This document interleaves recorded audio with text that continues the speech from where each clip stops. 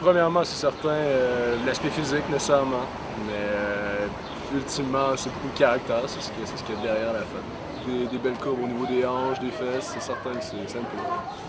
Son visage, son visage. Ensuite, bien entendu, il y a aussi les attraits physiques d'une personne, mais je pense que déjà il y a le visage. Ensuite de ça, effectivement, si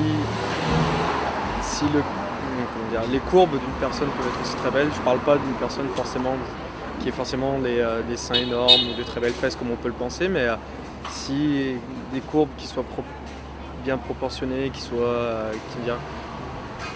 simplement qui rendent une femme belle. Je pense que c'est tout simplement ça la beauté d'une femme. Ça se résume pas uniquement au physique, elle se résume à beaucoup de choses.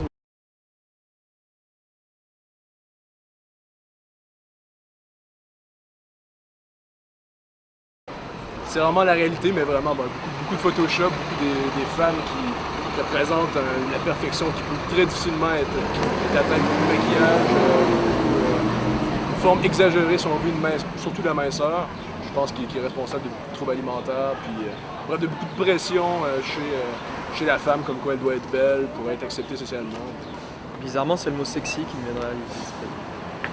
Parce que généralement, c'est un petit peu comme la plupart du temps, en tout cas dans les publicités, c'est un petit peu comme ça qu'on est le plus souvent représenté la femme, du moins c'est l'impression qu'on en a. Parfois, je trouve certaines publicités qui sont plus sensuelles, qui vont plus ressortir la beauté d'une personne, autant parfois c'est vraiment juste le but de faire ressortir ouais, une sorte de sexualité, d'hypersexualisation comme vous dites. Ouais, d'abord, il y en a de plus en plus des femmes en autorité dans notre société.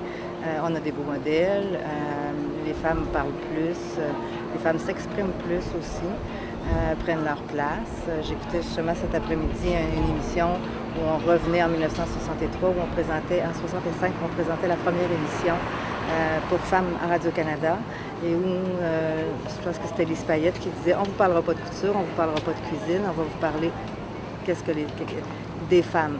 Alors je trouve ça intéressant, ça fait quand même un grand bout de temps.